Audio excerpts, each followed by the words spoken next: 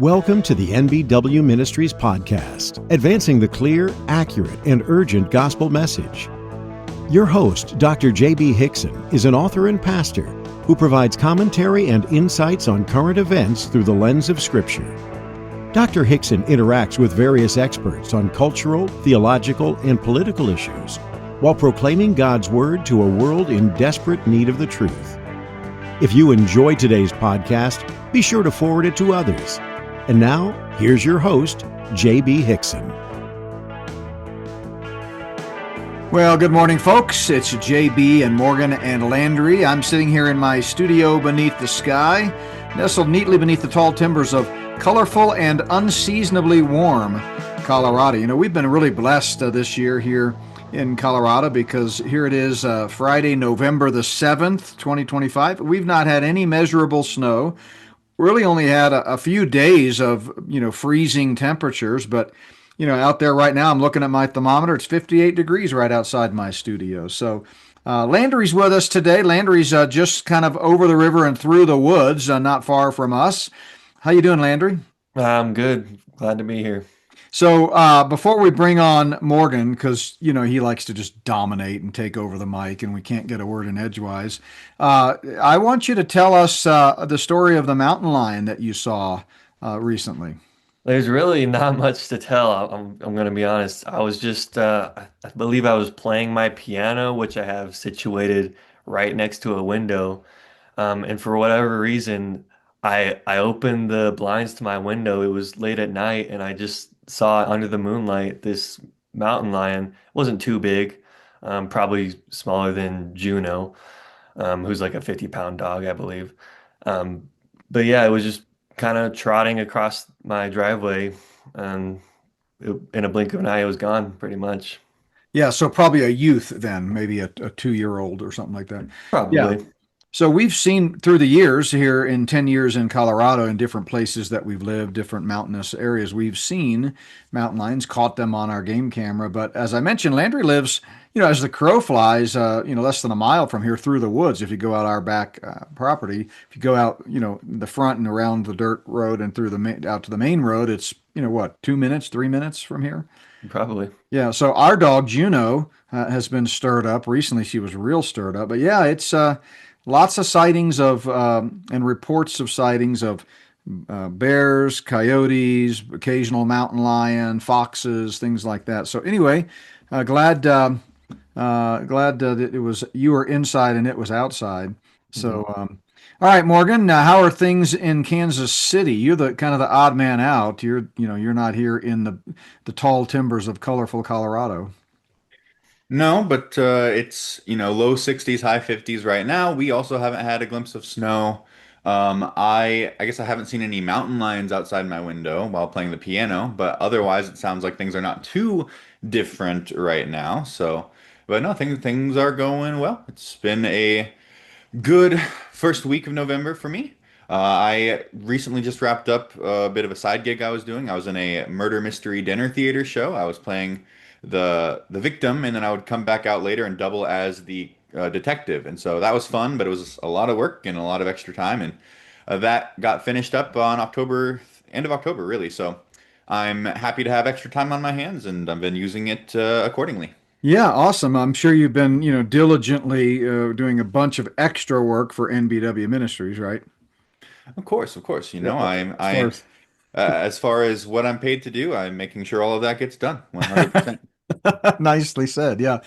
So we've got a great topic today. I'm really honored to have my two sons here, and frankly, any of our daughters, their sisters, could have joined us and probably been pretty conversant about this topic too. But as in the past, we don't necessarily all stand in lockstep on every detail and every related topic related to the bigger theme today. But we're going to be talking about the 9/11 narrative.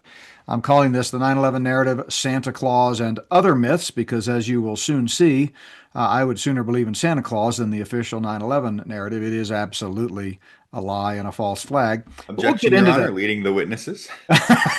Objection, Your Honor. Hey, look, I mean, facts are facts. I mean, you may not like them, but they don't really care about your feelings.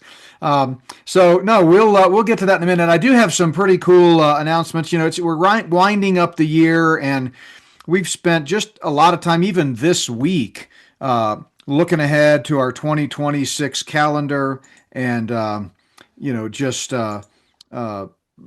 working on events and trying to shore up some different ministry initiatives and things.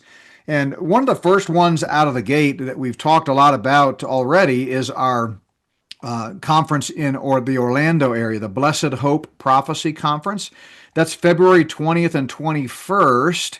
And we are making a special announcement here for the first time on this show, and that is we've added another awesome speaker. So it's already Don Perkins, Alex Newman, and now we're adding Gino Geraci. I mean, what an incredible guy. He's actually sort of the architect behind gotquestions.org. Many of you use that every day just for biblical and theological questions. He's a radio host, a pastor, retired pastor. We've had the chance to work together at different conferences. Just an incredible man of God, phenomenal speaker, and he's agreed to join us as a keynote speaker at the Blessed Hope Prophecy Conference, February 20th and 21st, 2026. So myself, Don Perkins, Alex Newman, Gino Geraci, and a special mystery guest is going to be with us for that conference, and I'm not prepared to let you know who that is, but let me just kind of tease you that you're going to love him because he's one of the most well-loved guests on the MBW podcast. So it's going to be a great time. Right now, we're offering early bird discount tickets from now to the end of December. Once we cross over to 2026, ticket prices go up. So go ahead and get your tickets now at the NBW Ministries online store. You can also purchase an add-on live stream package for $10, I think it is. Could be wrong about that, but anyway, it's all listed there on the website. And what that gets you then is the downloaded conference messages that you can then have forever, so that you can watch them and share them with others. But anyway, come join us there if you can. It's going to be great. Lots of other things coming up. We're not done with this year yet. In December, Wendy and I will be in Dallas at the pre-trib conference, and that's December 8th through the 10th. I'll be speaking. Tom Hughes, Bill Koenig, Olivier Melnick, Andy Woods, Tommy Ice, Tim Moore, and Max Lucado will be there. So it's a great lineup. If you're anywhere in the DFW area, come out and see us December 8th through the 10th, coming up here in about a month. And by the way, would like to mention, too, that if you are in the DFW area, we're still looking to add one or two speaking engagements while we're in the area. Wendy and I are going to extend our stay after that conference. And so particularly Saturday night, December 13th, and Sunday morning, December 14th, if you'd like us to come to your church or organization or small group or home Bible study, whatever it is, if you're in that area, reach out to Lacey, and we'd love to talk with you about that. Since we're already in the area, and there's no reason not to maximize our ministry opportunities there. So we'd love to speak with your group there in Dallas next month, so give us a call. All right, verse for the day is very appropriate, guys, for what we're going to be talking about. Actually, before I do that, any social media updates, Morgan? Yeah, absolutely. So we are, as most of you know by this point, we are on Substack now, and we've also started posting full-length podcast episodes to YouTube. So it's not just the shorts anymore. So make sure to follow us on YouTube. I think wildly, despite the fact that we hadn't posted there in some time, that has been our biggest platform in recent weeks. I know particularly last week's My Thoughts episode about Charlie Kirk. You got a lot of positive feedback on that one. So thank you everybody for watching and sharing and reposting that one. That's probably been our best performing one so far, but it's still early on. So keep watching, keep sharing, keep doing all that you do. But like we said, we're on Substack as well. And I believe you can join us there for free, or you can have a paid subscription. All of the content, as far as I know, is absolutely free. You don't need to pay to get access to anything. I think in terms of the paying subscription, I know you can add comments to our posts if you pay, and then there's maybe a couple other nice little perks, but absolutely not necessary, but appreciated. But follow us there. Yeah, awesome. And the other thing about Substack is I've started doing an article at least once or twice a week, getting back to more writing, which I love to do. Um, and so those are available on Substack. And so if you subscribe, not only are you going to get our daily videos, but you're going to get the articles that I write as well. Um, yeah, the Charlie Kirk. If you guys have not watched that from last week, it was the My Thoughts episode from October 30th, I think it was. You can check that out. And then this week's My Thoughts, which just aired yesterday, was on Calvinism. I'm starting kind of an extended treatment of Calvinism. So if you're interested in that, check that out from yesterday. All right. I'm sure, Landry, I'm sure you watched and took all kinds of notes on the Calvinism podcast, right? Maybe. Maybe. Good. Yeah. Well, I feel like you were preordained to do so. So I don't know what happened. But anyway, apparently it was not meant to be. Apparently. Apparently. So, all right. Our verse for the day is chosen intentionally. It's a popular one that I've quoted often in my books and messages, but it's particularly apropos today. And this is from 2 Timothy 3:13, where Paul says, "But evil men and impostors will grow worse and worse, deceiving and being deceived." And I thought of that because this issue that we're discussing today, the 9/11 lie, is perhaps the biggest example of a global lie, and especially an American lie. And we'll get into it, but frankly, from the earliest days, a lot of countries around the world recognized this was not adding up, and they actually mocked American leaders even in the weeks immediately following it because they recognized the lie before most Americans did. But certainly in America, this has been a defining moment that led to kind of a change as we know it in our culture and in our politics and in our freedoms. So yeah, recognize that deception is going to get worse and worse the closer we get to the return of the Lord. Evil men and impostors are growing worse and worse. That's what Paul says. So we need to show discernment. All right, with that, I'm going to yield the mic to Morgan, and then he's going to have some questions and topic bullet points here for Landry and I to chime in on. Yeah, absolutely. So, I'm sure we all know what happened, or at least officially what happened on September 11th, 2001. I think it's one of the most well-known dates in modern American history. I think a lot of people, especially around your age, Dad, kind of see the world in a pre 9/11 and post 9/11 light just because of how much has changed in, this country specifically, but really the world as a result of the events on 9/11. And then, I think a lot of people, like you said, question the official narrative. It's been questioned pretty much since the day it happened, really. And, a lot of people questioned the official reporting and all of that. It's by far, I think, one of the biggest conspiracy theories out there, certainly one of the most well known, even by people who aren't in the conspiracy theory world, will still know that there's a lot of people who are called 9/11 truthers who just reject the official story. So I want to start off by asking both of you, and we'll start with Landry, about what is your opinion, what is your take on what you think really happened on September 11th, 2001? And is there anything in specific that you have learned or studied along your life journey that led you to your current opinion? So I think the official narrative that both buildings collapsed into their own footprint just because they were hit by a plane is a bit hard to believe. I don't know any of like specifically. I mean, it's I don't really have like a strong opinion about this. I will just say that the official narrative, it smells a little fishy to me, especially when you bring in like Building 7, which is also a part of this storyline, which I believe it just collapsed into its own footprint too, but it wasn't hit by anything. It was like I believe the official narrative, it was a internal fire or something. I'll just say that the whole thing smells a little fishy. Yeah, Dad? Yeah. So what's interesting, just to provide some historical context here, is Landry was born 2.5 months after, about 10 weeks after the 9/11 event in November. Morgan was only 2 years old when it happened.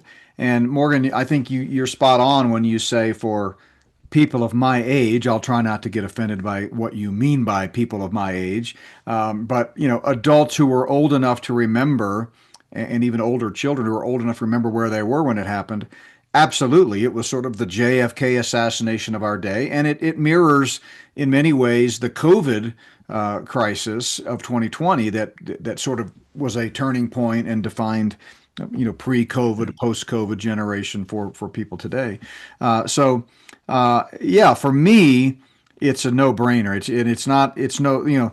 There are conspiracy theories, and then there are conspiracies. This is a conspiracy, no question. The question is which theory of the conspiracy represents the truth.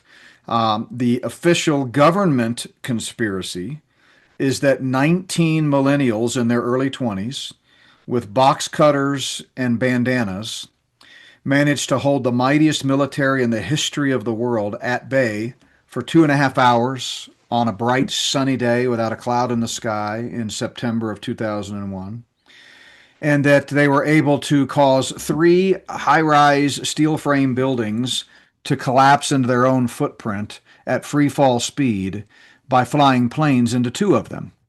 Now, you might believe that, and obviously many people do, but that is the official narrative. And they put out a report called the 9/11 Commission Report that sought to defend that view. Interestingly, the 9/11 Commission Report never mentioned the third of those three high-rise buildings that collapsed at free fall speed, Building 7. I think Landry referenced that, also known as the Solomon Brothers Building. It collapsed at 5:30, roughly 5:30 in the afternoon that day, local time there in New York City, having never been hit by a plane. And they never mentioned that. It's kind of strange because never before in history and never since has any high-rise steel frame building anywhere in the world collapsed due to structural failure or fires, ever. In fact, they're built to withstand that. And so anyway, it was kind of conspicuous by its absence. We can get into some of the other weirdness about Building 7. But yeah, my view is instead, I believe these buildings were brought down intentionally by rogue elements of the U.S. government working at the behest of the Luciferian elite. And it was a false flag, meaning it was an attempt to gain support for what became known as the Patriot Act. And in classic Hegelian dialectic form, they choose a term that means just the opposite. Really, it should be called the We're Taking Away Your Freedoms Act. But they called it the Patriot Act, which was already written before 9/11, by the way. They just needed an impetus to roll it out. We don't necessarily have to explain all the details of what happened, but it is scientifically provable based on fact that what they say happened not only did not happen, it could not have happened. And we'll get into more of the evidence of that as we go along. Sure. Okay. Thank you very much. And so I'll go ahead and explain my stance here, at least for the purposes of this podcast today. Growing up, I heard a lot about the 9/11, specifically the conspiracy theories. I remember growing up watching like conspiracy theory with Jesse Ventura and, just reading books about it. I know you have several in your office to this day. Because if I'm not mistaken, this was really like the first big kind of conspiracy that led you down the path that the rest of your life has really taken you, exposing the Luciferian elite's hidden agendas and all of that nature that you've written multiple books about. And I'm sure anybody who's listening to this podcast who's not a first-time listener is familiar with your stance on the world and who really pulls the strings. But to be honest with you, while I do find it hard to believe, the official story, I don't necessarily accept any of the conspiracy theories I've heard before. For one thing, I've heard several that are, in conflict with each other. I feel like talking about Jesse Ventura, I remember at one point he was talking about controlled demolitions. At another point, he thought they were really planes, but they were just flown by patsies. At another point, I think he said laser beams from space, kind of melted the towers. And so it's like, well, when you're, some of the biggest truthers who are searching for the truth and are rejecting the official narrative are, leapfrogging to and fro all these different, outlandish stories, it sort of hurts the credibility of the overall movement to me. So I don't know if I ever fully accepted one thing or another. So I did a little bit of research in preparation for, this podcast because I knew it would be coming up. And of course, I'm never going to end up being as well read as you, Father, but I have a little bit of preparation. So you mentioned the Building 7, and I think that's a good place to start because I think to a lot of people questioning the official narrative, like, whether or not you've seen it before, sure, you see a large, jet plane flying into a building and then later that building is destroyed. That kind of makes sense. But what happened to Building 7, where a large jet plane did not crash into it? Well, from what I understand, both Building 7 and the Twin Towers were steel-based structures as opposed to concrete-based structures. And they were actually built in a tube formation. So, like, the majority of the structural integrity was actually on the outside of the buildings and not in the center of the buildings, which was an older design method, which has since been, abandoned for reasons like what happened on September 11th, 2001. And the fires, I believe the official narrative is fires from the previous buildings, like debris and all that was on fire, landed on Building 7 because it's much smaller than the Twin Towers and it's much smaller than the impact spots where the Twin Towers got hit by the planes. It floated down, landed on Building 7, and it caught fire. And the first responders and the firefighters on the scene actually did, go try to start putting it out. But then as more and more information was coming out about what was happening with the Twin Towers, and as more and more resources were needed to be devoted to go help save lives and try to prevent damage on the Twin Towers, they eventually made the decision to let Building 7 burn, abandon it, and focus on they essentially triaged it and said, leave it to its own devices. We're going to focus on, doing what we can with these other two buildings. And so Building 7 was left to, burn unmitigated for hours on end. And now you'll say, well, that doesn't change the fact that no building in human history has ever collapsed in on itself at free fall speed. But that's not actually true from what I understand it. The Plasco building in Tehran, Iran, in 2017 caught fire and burned down. And if you watch the video of it, it looked very similar, a very similar style of collapse at Building 7. In addition, in 2005, the Windsor Tower in Madrid, which was actually a hybrid structure, part of it was steel and part of it was concrete based, also caught fire and also burned down. And in its wreckage, you'll notice if you go back, watch the videos, look at the pictures, that the steel parts of that building were totally collapsed and the concrete parts were not. So, I think those are two pieces of evidence that show that yes, maybe not quite at free fall speeds, but buildings that, steel-based buildings that catch fire and are left to burn and cannot be saved can collapse within themselves if they are, steel-based. Hold on. You kind of buried the lead there a little bit. Not at free fall speed. That's the key. So no building in the history before or since has collapsed at free fall speed into its own footprint because of fires. And, thousands literally of credentialed architects and engineers have signed on over the last 25 years to petitions showing that the official narrative as recorded in the 9/11 Commission report is impossible scientifically. For example, there's no question there was melted molten steel at the ground zero site for several weeks after the fire. I mean, it was shown on CNN, Fox News, that first responders and other rescue workers were there. Their boots were melting. They pick up their foot off the ground and molten metal is just dripping off. You see close-up pictures up in the rubble of it melting, melting off of steel. Well, the melting point for steel is somewhere between 2,400 and 2,800 degrees Fahrenheit. I just Googled it. And this is, Google. So this is the official narrative here. Jet fuel cannot, even in a laboratory, cannot get hot enough to melt steel. The hottest jet fuel can get in the open air is 1,800 degrees Fahrenheit. Remember, it takes 2,400 to 2,800 degrees to melt steel, prolonged. There's just no possible way that the official story that the jet fuel was just so hot that it caused these steel beams to melt and all throughout the building, and then it managed to fall down at free fall speed. So, the pancake theory, which is the official theory, is that, well, where the structural trauma occurred, the jet fuel got hot enough, it melted the steel, and that caused that to collapse. And because of the weight of the floors above it, then that caused the floor right beneath it to collapse. And then that weight caused the one before it to collapse. But just even a layperson can think about that logically. It's not going to happen at free fall speed. You're going to have time for that weight to kind of creak and cause it, and then it collapses, and then it collapses. But what we see is just complete no resistance, and you see the squibs and the bombs going out, on each floor. There were well over 100 FDNY firefighters that are on record in testimony saying that they saw bombs throughout the building. Here's another bomb. Here's another bomb. There are bombs here. They've planted bombs here. I mean, over 100. Over 100. And it took, by the way, years and multiple lawsuits to get those audible recorded testimonies of these firefighters released. And now we have them.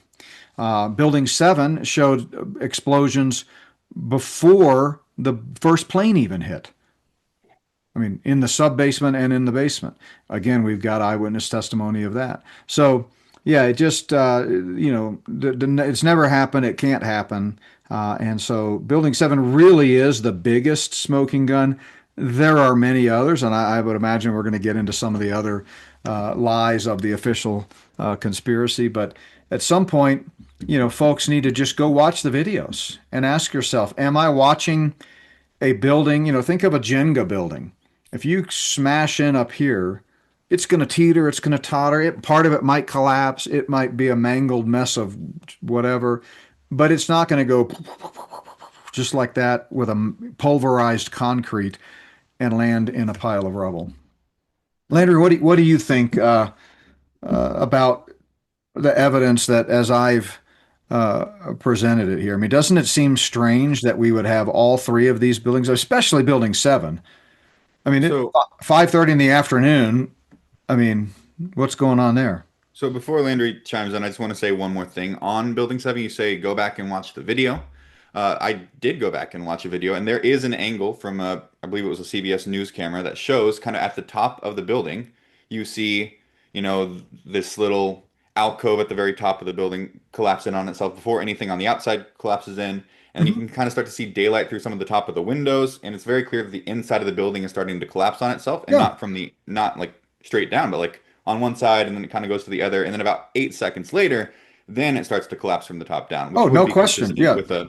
with a two-base structure where the inside got weakened first, and then seconds and seconds later, then it actually started to collapse, which No. would not be free fall speed, by the way. Classic. It was at free fall speed.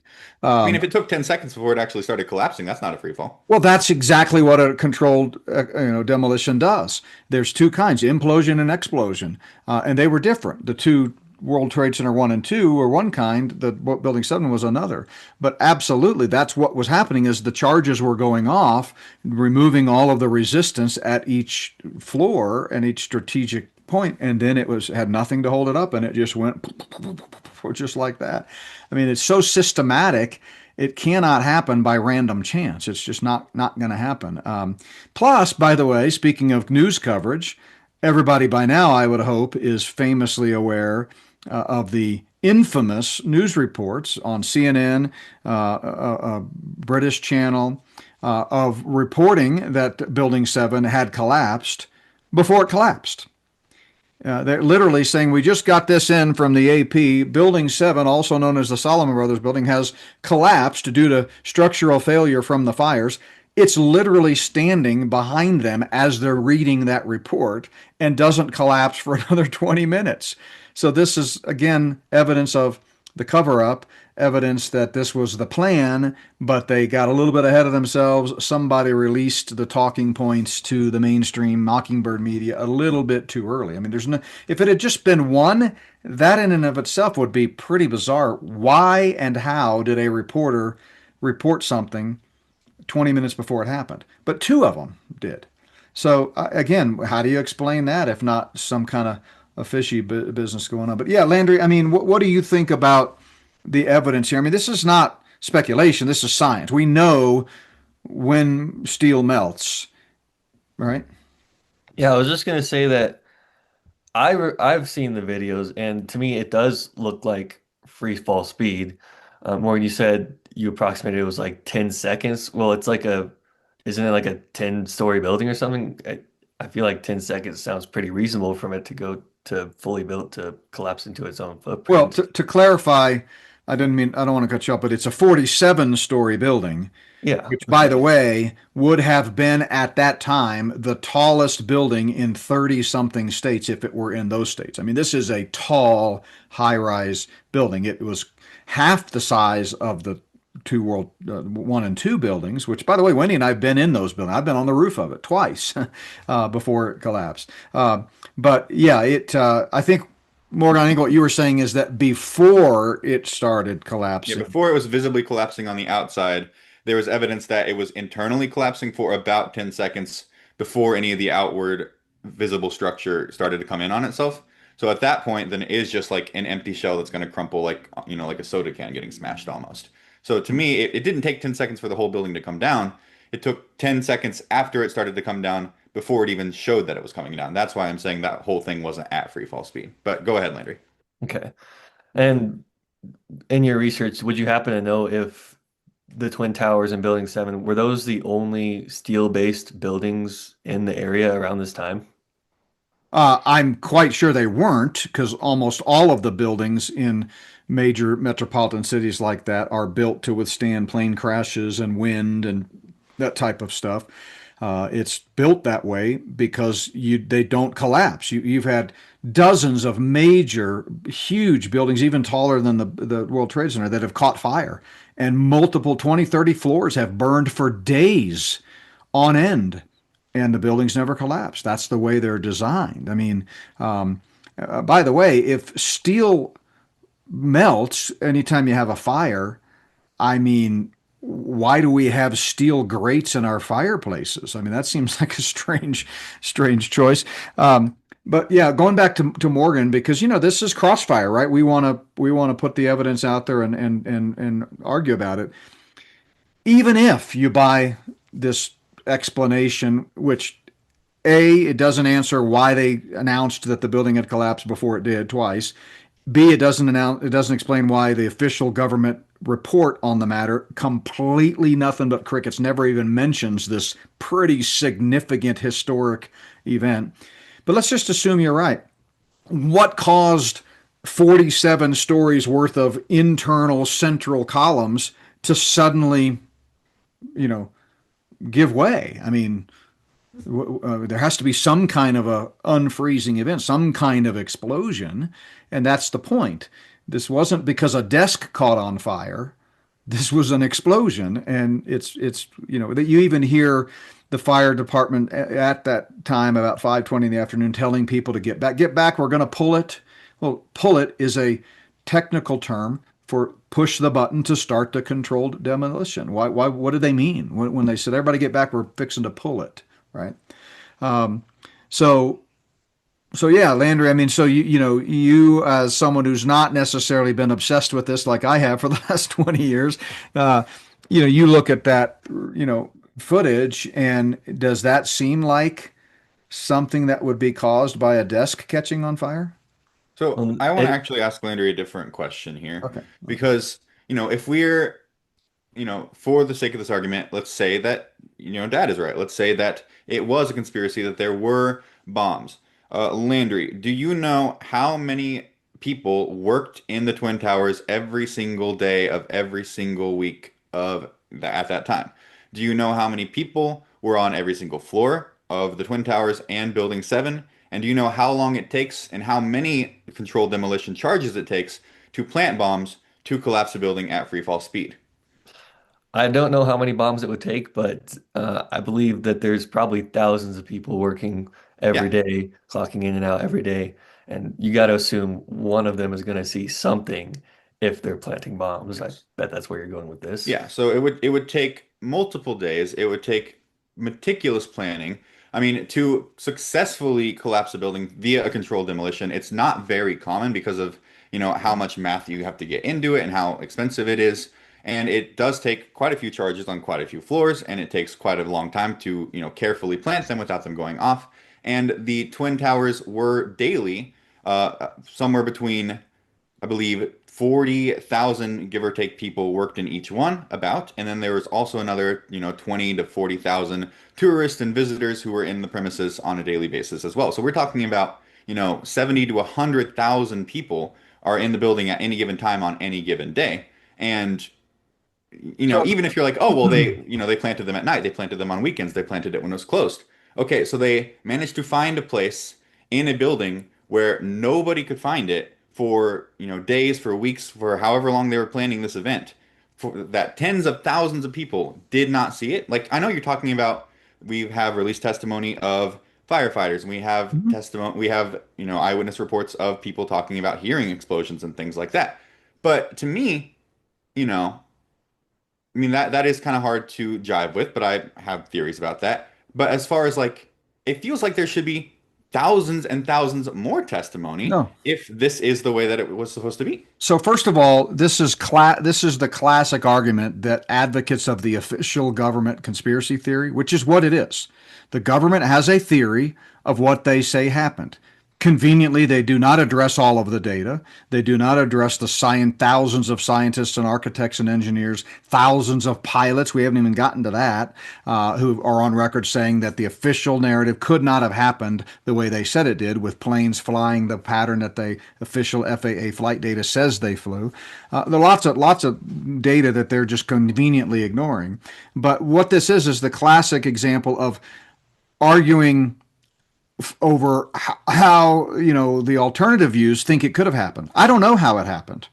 All I can tell you is what they say happened could not have happened scientifically. But it is interesting to note, to your point, that there is evidence. I mean, not evidence; it's historical fact of the World Trade Centers being closed after hours for several days in the weeks leading up for allegedly elevator maintenance. And that would provide a perfect cover to bring in what was needed. And by the way, we're not talking here about truckloads of TNT. I mean, it's a pretty exact science to place charges with nanothermite, which there were traces of nanothermite, which does cause steel to melt, and it cuts through steel like a butter. It's a military grade explosive. There were traces of it found there. But it's a lot easier to do that than you are sort of painting the picture of. First of all, I grew up in that area. My dad worked in Manhattan for 6 years when I was a boy. Like I said, Wendy and I, your mom and I have been back to New York City many times. You don't see what you're not looking for. It's a lot easier to, in plain sight, do stuff than, especially in a city like New York City, than most people realize. So, in my mind, there are plenty of plausible ways to accomplish what you're questioning there, but it doesn't really matter at the end of the day because you can't get over the hurdle that fires and jet fuel cannot melt steel and cause a building to collapse in free fall speed. So, fires based in a jet fuel, I absolutely agree, cannot cause, steel beams to melt, but they can cause steel beams to weaken. And, I'm going to go on record here and admit shamefully, I don't actually know every single type of material that was in every single floor of the World Trade Centers or of Building 7. But in my mind, maybe there were materials somewhere in this building that thousands and thousands of people worked in and was obviously full of all kinds of stuff and all kinds of materials and all kinds of elements. Maybe one of those things does cause steel to melt. I don't know. Yeah, and But so I there would mean, have to, first of all, we're not arguing against speculation. We're arguing what the official narrative is. The official story that the government has told us is that jet fuel melted the steel and caused the buildings to collapse. That is provably false. But even if we are going to do the government's job for them and explain why they're so embarrassingly wrong on that, you'd have to have these mystery substances not just available somewhere, but at every floor in every key structural place to allow the resistance to be removed of a 110-story building, or at least the 80 floors below where the impact was, to explode, randomly, coincidentally, from this stuff that's in the buildings because it's such a big building and lots of stuff in there. So, I mean, again, it's just, it defies credulity. But if we can, and I know you've got your bullet points there, but I'd like to move on to some of the other anomalies about the Yeah. official narrative. We can do that. The last thing I want to ask Landry, because this was a point that you brought up that I think is a valid point that I would like to address. You talked about how, multiple reports, multiple news organizations reported Building 7 collapsing 20 minutes, and then 20 minutes later they saw the footage of it actually collapsing, which does sound kind of wild. But I would ask, is it more likely that, again, months and months of meticulous planning for this Patriot Act to go out at the behest of the Luciferian elite, all of that, they're carefully planning it. They got the official narrative. They got their 19 patsies. They've got their planes. They've got their controlled demolitions. They've got the elevator shafts. All of that is ready. And then they forget to fly a plane into Building 7, even though they had it ready to go. They decide to still demolish it anyway. And then they also make the mistake of telling people that it's demolished before it is in multiple news outlets. Is that more likely, or is it more likely that two news outlets were not playing live footage of Building 7 when they reported it being collapsed? Landry, what's more likely? Um, well, I don't know all the facts, obviously, but I would say just based on that, probably it's more likely to that the reporters were just not playing the live footage. But I will say, um, Because that is a thing that yeah, happens. sure. They'll have delayed footage of it. Hold on. Go But ahead, Landry, but yeah. uh, you're acting like just because this is a conspiracy, or like Morgan, you're trying to say that if it's done by the Luciferian elite, they should have everything perfectly organized and ready to go, just like spotless, no evidence left whatsoever. No, It's a I'm acting big, like there's it's a a big, difference between everything being buttoned up and that giant glaring smoking gun of an entire building that you were planning to have be part of the conspiracy. You just decided not to No, have any sort of narrative done to it at all. I'm not sure you understand what happened. It wasn't that they weren't showing live footage. They were live. They were live in real time, reading a news release, a press release, announcing that the building had collapsed when it had not. It did not collapse until 20 minutes later. They jumped the gun. And to Landry's point, 100%. I mean, Satan is the author of confusion. This is by no means monolith. There was a lot of craziness that happened that day, a lot of things that went wrong. Most 9/11 truthers believe that the plane that was shot down over Shanksville was intended for Building 7. It seems like it's not on us to prove what happened. We're just pointing out obvious flaws in the official conspiracy theory that prove it couldn't have happened.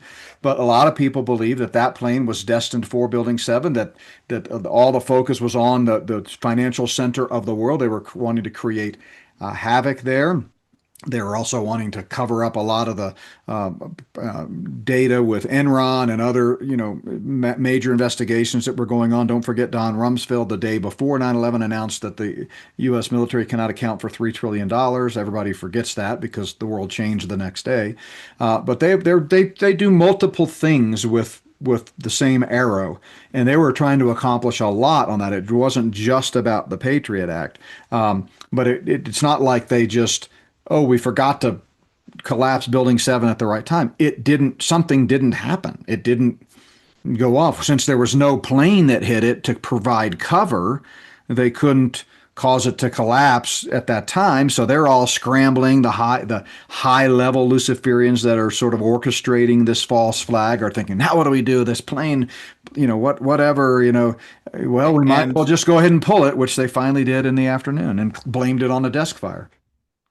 so, in your mind, it's easy for them to cover up um, blowing up an entire building when it doesn't get hit by a plane that was intended to be hit by a plane, as opposed to if they can secretly put bombs in it, they can't secretly put bombs out. You'd think that that was what they went with? No, I mean, again, it's not our job to get inside the mind of the Luciferians and explain to everybody, to everyone's satisfaction, what happened. It's the government's job to prove that what they say happened happened, and and embarrassingly, it's not even close. It's just literally science is not on their side.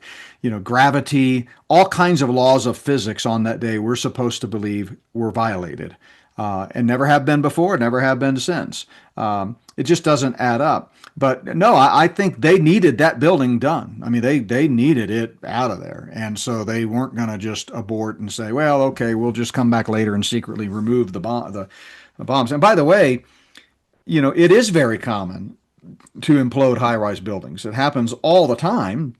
It's just par for the course when a building is run its course and they're wanting to build a new one, they implode it. In fact, architecturally, it's not uncommon for high-rise buildings to have preset charges where all you got to do is sort of come in and add the explosive component, so that 50 years down the road, when it's time to get rid of that building, everything's in place. You just got to add a few components and it's done. That's just the way high-rise buildings are built. So I just don't buy the narrative that it would be hard for them to pull something like that off.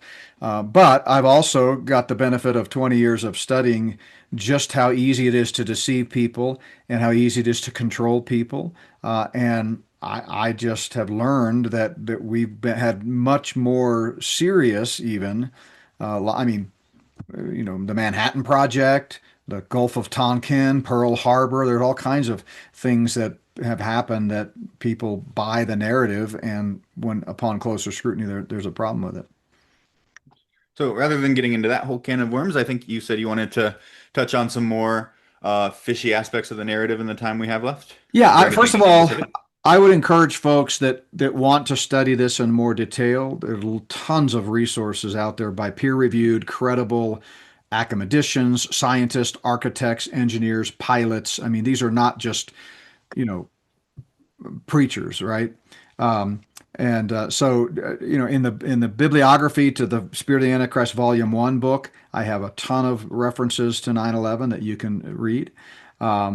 But there are literally hundreds of smoking gun evidences that raise a huge red flag about the official conspiracy theory. Again, according to which 19 millennials with red bandanas and box knives were able to defeat the mightiest military. 2.5 hours, by the way, from the first squawk of a hijack code till the end, till kind of all of the intense attacks were over, about 2.5 hours.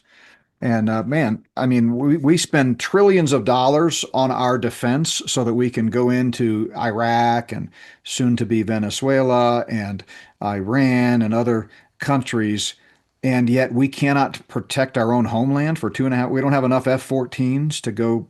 I mean, they knew early on. They knew this was happening and did nothing. Begs the question. So, and no one's asking. It doesn't sound like they did nothing according to you, because you said something about them shooting one of the planes down. Yeah, which also goes against the official narrative. But go ahead and touch on that if you would. Yeah, so let's touch on Shanksville. So tons of evidence, body parts scattered over an 8-mile period, according to the official local coroner, and other eyewitness accounts. There's eyewitness account of Susan McElvaney, who saw what turned out to be a missile. There's evidence that the crash site, which we've been to, by the way, there was no plane parts there whatsoever. We all have seen what a plane crash looks like. We just had one this week, tragically, with that UPS plane. There are huge Mercedes-Benz engines that are about the size of an apartment building almost. I mean, a small house. Those things just don't disappear. I mean, anytime there's a plane crash, you have characteristic fingerprints of what a plane crash site looks like. Wing parts, seats, obviously body parts, the big engines that just aren't, and none of that was there. All the eyewitness reports from first responders, state troopers, EMT people was like, literally, the biggest thing we could find in that site was the size of a phone book. That's one quote that someone said. Even if you look at the satellite imagery, nothing. So, I mean, of course, the official narrative is that the plane was going so fast when it went nose first into the ground that it just buried itself into the earth and all the parts disappeared. No, I mean, that doesn't happen. We've never had that happen before on a plane crash, and it certainly is not going to happen there. But besides that, we've got plenty of evidence that there was a missile. You've got the Dick Cheney, who just passed away, by the way, famous statements under oath that Mineta, the transportation secretary at the time, during the 9/11 Commission testimony under oath, said he was in the Presidential Emergency Operations Center with Dick Cheney, who at that time was kind of running the response. A lot of people think he was running the whole false flag, but let's leave that aside. But he was definitely running the response while Bush was on Air Force One, gallivanting around the country after reading a book to children about goats. And so Dick Cheney repeatedly said the orders, the shoot down orders still stand. And we've got that testimony from Leon Mineta. So, or I think it's Leon. Anyway, Mineta is the last name. He was the Secretary of Transportation at the time. So a lot of, unexplainable things that are not addressed in the official report. The official report is, of course, the Todd Beamer, let's roll. They overpowered the hijackers and crashed them in to the ground. I just don't think that makes sense. It doesn't explain how parts of the plane and body parts were found over an 8-mile stretch. It doesn't explain why there were no major plane parts found at the site. It doesn't explain Dick Cheney's orders. There are a lot of things that don't add up.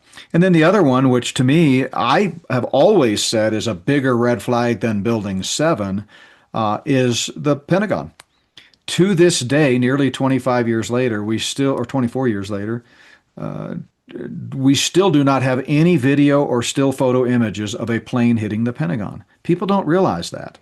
But check me out. Look it up. Go online. Search for it. Do a FOIA request. You're not finding it. After 5 years or so, they finally released a still frame video footage from a parking lot gate entry. You can't tell what's in it. It's very blurry, but you can tell enough to get the dimensions. And because there's a lift gate in the picture, you can extrapolate the sizes of things because we know the size of that lift gate. And whatever this blurry image is, it's nowhere near big enough to be a 757. And there were no plane parts on the White House lawn. Jamie McIntyre, a Fox News correspondent at the time, is issuing a live report, kind of like the Building 7 report, with the Pentagon behind him. And he says, and I'm paraphrasing here, but you can find the footage. This is Jamie McIntyre. I'm here at the Pentagon where apparently some kind of explosion has taken place. No sign of a plane, but some kind of explosion has taken place. The hole in the Pentagon, not nearly big enough for the 757 to fit inside. People in the building that were there when it happened said they smelled cordite, which is a known explosive related to missiles. The Hani Hanjour, the alleged pilot of that plane, according to the official narrative and the flight data that's listed in the 9/11 Commission report, no pilot. It's not possible to have flown the route that he did and come in at the speed with which they say he came in, at the level with which they say he came in, and hit the Pentagon where they say it hit. The plane would have broken up before it ever got to the Pentagon, being that low to the ground, going 500 miles an hour. Not to mention he flunked out of flight school, couldn't even land a Cessna, and yet he's supposed to be the one who orchestrated flying this 757 into the Pentagon. But the bigger question is, show me the plane. I mean, show me the plane. And by the way, early on in my journey, I was reticent to make that a big piece of the puzzle because I know the way the Luciferians work. They love to put misinformation out there only to later expose something and say, see, we told you there was a plane. And so I thought, well, maybe 10 years, 11, 12, 15 years in, they're going to release the videos of the planes. Never happened. It hasn't happened yet. But they don't need to do it because people are so easily duped that they just believe what they're told. It was a psychological operation. I was caught up in it. You guys were too young to remember, but we, like most people in America, were glued to the television, shocked, in horror, concerned. We had concerns about family members in Battery Park there that were living there. I've told that story before. And when you're in that type of psychotic emotional response, your brain imprints on everything they're telling you. And everything they tell you is, yeah, this is Al-Qaeda, this is 9/11, this is the 19 hijackers. And by the way, I believe there were real hijackers. I believe they really hated America and wanted to kill America. I'm not sure uh, believe. I know they didn't pilot the planes. I think they were remote controlled, which was very popular at that time in military usage. It's not nearly as much as it is today with drones, but the technology absolutely existed. That's provable. So you got the Pentagon, major questions, Shanksville, major questions, the whole World Trade Center complex, major questions. Um, and, I just think the official government conspiracy theory has more holes in it than a mafia snitch. That's my view. Yeah. So I'm going to try to address some of that.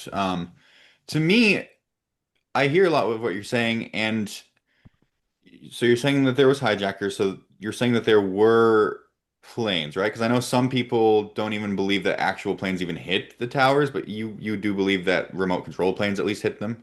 Yeah, I mean, I think that's a classic example of misinformation. And I went down that road early on. You guys won't remember, but I actually had a scheduled meeting with the leading proponent of the no planes theory. He was a government official. He was in the Bush White House. He was in the Treasury Department and a Texas A&M University president. Morgan Reynolds is his name. I dialogued with him. We had a scheduled meeting down south of San Antonio. But at the 11th hour, I backed out because I just had a strong sense, the more I looked into it, that the no planes theory was a misleading thing. There are too many eyewitnesses, including my own cousin, that saw the planes, and you know, I mean, in real time. So I just think that's a red herring. I think there were real planes, and we do have plane parts in and around Lower Manhattan after all the debris and stuff. So yeah, that's Okay. misinformation. Okay. So we're going with, officially or, otherwise, that there were real planes that were, hijacked either by actual pilots or by pilots using remote controls at the behest of, the shadow forces of the Luciferian elite. And they were flown into the Twin Towers. We think that another one was being flown towards Building 7 and then got shot down. Um, so here's my question. I have a couple of questions about this actually. Number one, so again, their plan is to make this false flag operation using the planes as a excuse for why the buildings blew up, even though they actually had bombs planted. And they knew, that the planes were going towards those specific buildings. Why did they shoot down the one heading towards Building 7 if that was part of the plan? That's Because it, that's the well, first question. well, let me answer that. So it's not monolithic.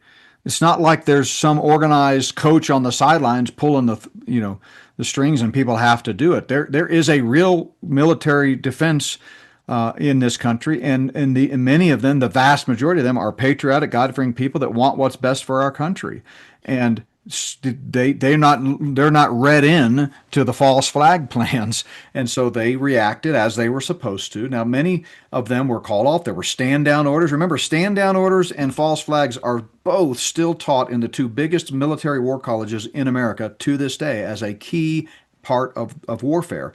So they issued stand down orders. They had a lot of the people out involved in dozens of exercises that day, so they were distracted. But at some point, they managed to get one of the four planes. Okay. And that happened. This is an actual question. Flight 93 was shot down or crashed after the Twin Towers were hit, or during or before? Oh, after both the Twin Towers and the Pentagon explosion. Okay. Yeah. Mhm. So that they had it buttoned up when in theory, it would have been hardest to have it buttoned up when the first two towers were hitting. But once, those two towers got hit and everyone was told to stand down, then somebody disobeyed and shot down Flight 93? No, they didn't disobey. They weren't in on the plan. They were just doing their job. They're just doing their job. Yeah. Okay, so the order went out to everybody or everything, but not whoever specifically shot that one down. Because like if that one got shot down, why didn't the other two get shot down? Like the order went out to some places and some places heard it and some places didn't, is what you're saying? Uh, so the question is, why didn't they shoot down the others? Yeah, so you're saying that, or I'm trying to understand. The idea is that there were planes there. The intent was not for them to be shot down. So the people who, were orchestrating this whole thing attempted to do everything they could to send out the memo to like stand down, to not let this happen, to distract as many people as possible so they wouldn't get shot down. But that was successful at the beginning when in to me that's when it's most likely to be unsuccessful is at the beginning, but then later in the day when you think more of the fingers and tendrils of the Luciferian elite would be in more places, that's when it was unsuccessful. Is that what we're saying? So let's put some time markers on here just for the record. All right. Yeah. So the first plane hit the first World Trade Center building at 8:46. That's when everybody, news reports broke in. At that time, people thought it might be an accident. I think it was 15 minutes later that the second one hit, but that's beside the point. So the starting point was 8:46. The plane hit the Pentagon at 9:37. This is all Eastern time. And then the Shanksville plane was shot down at 10:03. So, yeah, in the early aftermath of it, they managed to control what was going on through exercises. Remember the famous quotes that we hear on when they play back some of the air traffic control and NORAD, tapes. Is this real world or exercise? There was a lot of confusion. Satan's the author of confusion. The elite love to use confusion to cloud people's judgment. There were many of the F-14s that are scrambled, by the way, routinely every day. There are jets scrambled, and we never hear about it, but every day the slightest thing goes off. And by the way, I've talked to people that work in NORAD, and their job is to interface between air traffic control and the military when something's fishy. And you guys might not remember, but the golfer, what was his name? Payne Stewart. His plane had mechanical problems, went rogue, and they scrambled jets. And they were right with it, making sure it wasn't gonna, crash into a populated area, and it ended up crashing in a remote area, and I think it was Minnesota or Wisconsin, somewhere up that way. And but they were prepared to shoot it down. Scrambling jets happens all the time. So the notion that some people say, "Oh, we would never scramble jets to shoot down a commercial aircraft," well, A, we did over Shanksville, and we would. That's their job, to protect the homeland. But yeah, early on, they for a variety of reasons, stand down orders. There were probably generals at military bases because the planes are ready. They're fired up and ready to go at a moment's notice. That were like, hey, we can get it, we can get there, and they were like, no, no, no, no, we're not sure yet. We're not really sure what's going on. There was somebody in a position of decision-making authority that was holding them back. But by the time you get to all the way, An hour almost, plus later. almost 2 hours, hour and a half later, by then it sort of takes on a life of its own. We know we're under attack. There's powers that be, Secret Service and others that are, Bush is going into, I think he first went to Cheyenne Mountain and then ended up in Barksdale. I can't remember the exact order where he went. But by the way, speaking of Bush, another huge red flag to me is when Andy Card whispered in Bush's ear at the elementary school in Florida, Sarasota, Florida, Mr. Bush or Mr. President, a second plane has hit a second tower. America is under attack. Okay. At that point, when the chief of staff knows we're under attack, and no doubt he's back channeling with the military and the Department of Defense and all of these others, everybody in the world knew where Bush was. It was a publicized, public appearance. It was on his calendar. It was not a secret where he was, and it was being covered by mainstream news outlets, ABC, CBS. At that point, protocol is you immediately grab the president and you get him out of there. If we're under attack and they're blowing up buildings and flying planes into buildings, the president is the number one target. They know where he is. Get him out of there. They let him stay there for 20 more minutes, finish reading the book, and then give a little press conference out at the school before they put him on the plane. I mean, that's just something's not right about that. Sure. And for the record, I would actually buy that, Flight 93 got shot down. That seems to be like, talking about the murder mystery thing I just did, role playing as the detective, there was one thing that, I always had to say at the end of the night. I was like, when you're solving a crime, you have to look at motive, opportunity, and means. You find something with all three, and you find a crime that probably happened. So I can understand the motive for shooting down the plane. I can understand that somebody had the opportunity after hours of, like, a general's on edge and disobeys an order or something. Something slips through the cracks after so much time. And obviously, the government has the means to shoot down a plane. So I can understand that. I honestly, I don't know. The Bush thing does sound funny, but honestly, it sounds funny either way because, again, and I understand that it's not monolithic. I understand that, they're not going to make a perfect plan with absolutely no cracks and no holes in it. But again, if I'm, making up a story that I want people to believe, what I'm going to do first thing is, like, once I've completed the story, I'm going to look at it and I'm going to say, what is the first thing that somebody's going to ask about this? And do I have an answer for that? And so if somebody's like, okay, why didn't the president get moved as soon as they were under attack? The fact that that's all you have to ask, like, it seems fishy either way. It's either everybody involved in making up this story was incredibly incompetent at every single level, or they weren't sure what to do in the official narrative because normally the protocol is to get him back in the plane and fly away, but the skies are under attack, so they didn't know if they were ready, if it was safe to put him in the plane. Like, to me, I cannot make sense of it either way. It's weird either way, but I can make sense of it either way. The one thing I want to say about the Pentagon, and it sounds like, again, either way, it is believable. But my question, I guess, with the Pentagon is they, again, they're preparing the Pentagon to be part of the official narrative so that they can implement this Patriot Act.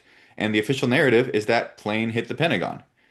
And it can't be done by a human pilot, but they were using remote controls anyway. So why didn't they just use a plane to hit the Pentagon? If that's the first question people are going to ask is why doesn't it look like a plane hit the Pentagon? Why wouldn't they have just actually had a plane hit it? Like, why did they use a missile instead of a plane?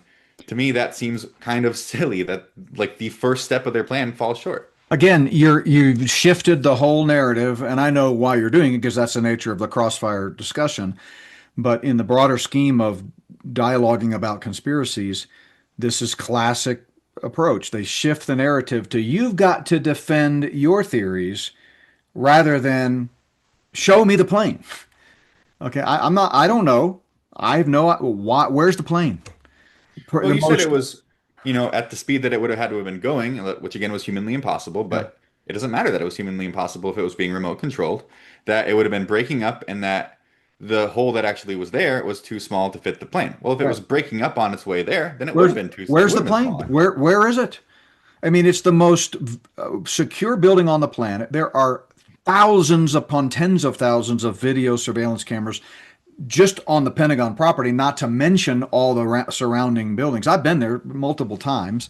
And taken actually the tour of the Pentagon and taken the tour of the propaganda about the 9/11. No plane parts, nothing on the lawn. No, I mean, whether it was remote controlled or not, you're going to have, skid marks on the lawn. You're going to have a bigger hole. If 757 does not fit through that hole. And by the way, the official narrative has two really, incredulous claims. They claim the way it was able to fit through the hole is that the wings just folded in. And so this wings folded in and it went through. You realize a plane is made basically out of tin can type material, aluminum, right? When it hits the fortress of a building like the Pentagon, it's not going to just fold in and conveniently sneak inside. It's going to just fall apart and collapse, and all the wings are going to be outside the building. But even if it did, the other incredulous thing they say is that it then proceeded to go all the way in through the third tier of the 5 tiers of the Pentagon building. Again, solid, rock solid brick. I mean, I don't care how hard you throw a tin can, it's going to hurt the tin can more than the brick wall when it hits her. And yet this one went through three. The nose of the plane went through 3. It just doesn't make sense. But yeah, there are no planes there. I mean, again, Jamie McIntyre, we see the footage. We see bright green grass. We see, no debris, none of the characteristic signs that you see at a plane crash. You could Google plane crash sites, and you could list 500 pictures from Google in the image search of various plane crash sites. And you compare those to the plane crash site at Shanksville and the plane crash site at the Pentagon, it's completely anomalous. There's nothing that it's the outlier. It's nothing about it looks like a plane crash site. Sure. I mean, and the last thing I'll say on this, like, I don't deny that, like, I don't have all the answers to every single question anyone has about the official narrative, but like, to me, I'm not quite as conspiratorial as you. Like, I don't want to just us like I don't come into it with the assumption that every official narrative is false, and so I latch on to every like whichever conspiracy sounds the most, true in regards to the official narrative being false. To me, it's like, okay, I have to ask what makes the most sense. So I'm not here to like say like I'm not here saying, official narrative is true no matter what. I'm saying here's two stories and I'm trying to figure out which one makes more sense to me. And in a lot of these instances, I'm saying, well, neither of these make much sense because, to your point about how would a plane go through three, levels of the Pentagon? Well, to my knowledge, when a missile impacts a place, it blows up. So how did a missile go through three parts before it blew up? Like Well, missiles they are both totally different material they're made of. They're made to penetrate submarines and bunker busting, missiles. I mean, they're made to do that. I figured that missiles were made to blow up when they hit their target, but I could be wrong about that. No, But not I think necessarily. They actually blow up sometimes before they hit the target. They release a bomb. But anyway, go ahead. yeah. I mean, so just to me, I think there are absolutely questions. This has sort of reignited my interest. I'm going to do more research about it, I think, afterwards, just on my own time. But to me, it's not that I'm trying to like discredit the conspiracy theories. I'm not trying to like, cast out. I'm not, like you said, it's not your job to prove what did happen. It's, you're just trying to cast reasonable doubt on what did, if you're like the defense attorney in this instance and I'm the prosecutor. But like, we're not defense attorneys and prosecutors. I'm just a guy trying to figure out what actually happened in terms of what makes the most sense logically to my brain. And so that's why I'm asking all the questions about like, well, why would it have happened this way? How could that have happened? So, you know, that's just how I'm trying to make sense of it. But I think we're about out of time, but we also have kind of, left Landry in the corner just to hear us bickering. So, as far as, our conversation goes, and as someone who was kind of on the fence and didn't know much about this one way or another, Landry, where are you leaning? Who's kind of making sense here? What's sounding like the truth to you? Uh, I'll say that I'm pretty much right where I was when we started this, that, there's a lot of questions to ask, and probably due to that, it makes me think that the official narrative it's not correct, but I don't know exactly what happened, but that's Yeah. where I stand. Yeah. Well, I think you said it a second ago, Morgan. This should prompt people to do some research. Why does it matter? It matters because we've been lied to in a major way. And and when I went down the journey, this is what woke me up when I finally realized what happened about 9/11. Then I uncovered a host of other ways we've been lied to. Satan is a liar. He's a liar from the beginning. Jesus called him that. Everything he does is lie, and deception is getting worse and worse, like we said. And so the closer we get to the return of the Lord, there's going to be more and more deception. And part of the reason now 20 years into this journey that I get animated and sometimes even frustrated with people who still buy the official narrative is that I'm coming to it with the presupposition based on all these years of study that there's nothing the government wouldn't lie about. I mean, they lie with impunity. They lie about everything. Nothing is as it appears. It's never about what it's about. I have all those presuppositions, not just random or haphazard or pulled out of nowhere, but based on the studies that I've done. So it really does matter, and it's not irrelevant. It's some people are like, oh, that was 24 years ago. Who cares? I care. I care why JFK still matters. Why COVID and the control of virus scamdemic still matters. When lies are told, time is on the side of the liars because they hope that they can accomplish what they want to accomplish with the big lie and then quickly move on and gain time and distance so that people will forget about it or lose interest. We've got to hold people accountable for what they're doing. But more than that, I think from a spiritual perspective, it just shows that we have a very powerful enemy. God's more powerful. Greater is he who is in us than he who is in the world. But, we have absolutely, have to expose this. And so, anyway, yeah, that's kind of my thoughts on it. Yeah.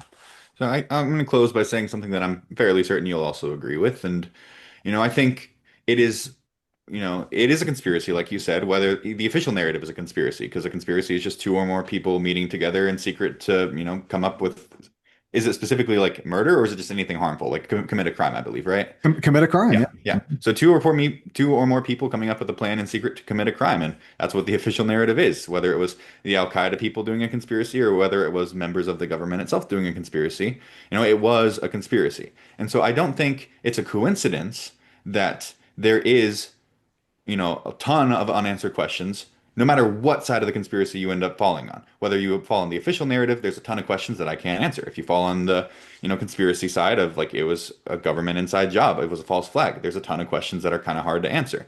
It is absolutely, I think, one of the biggest goals of the Luciferian elite and of Satan himself to spread misinformation, to spread divisiveness, because, Christianity and Jesus and the gospel is supposed to bring people together, and it is supposed to have us all under one, true Father, under one true God, together as a family.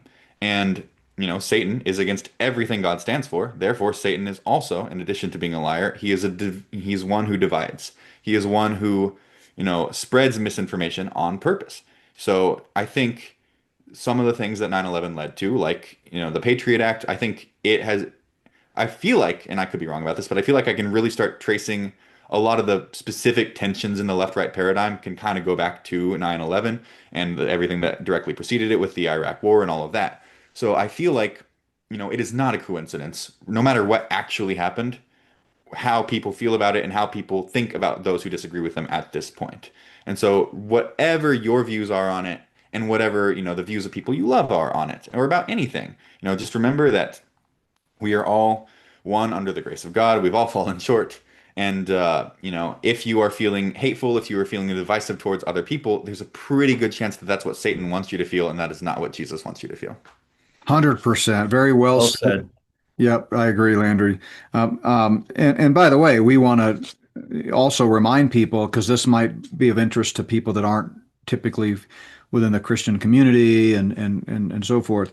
If you're listening to this, none of the 9/11 stuff matters as much as your own personal relationship with Christ. And if you've not placed your faith in Jesus and Him alone for salvation, that's priority number one, because you're not promised tomorrow. Anything could happen. And right now you're lost and on the road to hell. You have nothing you can do, nothing you can be good enough at, nothing you can bring before God is going to merit favor in His eyes. Only the righteousness of Christ. He died and rose again to save you from sin, and He offers to you freely the gift of eternal life if you'll trust Him for it. So my big takeaway, guys, from this is I'm really stunned and a little bit hurt that I wasn't able to convince Landry. I mean, that just really, I don't understand how you can listen to this just powerfully articulate and incontrovertible evidence and not come away thinking, wow, Dad just destroyed Morgan.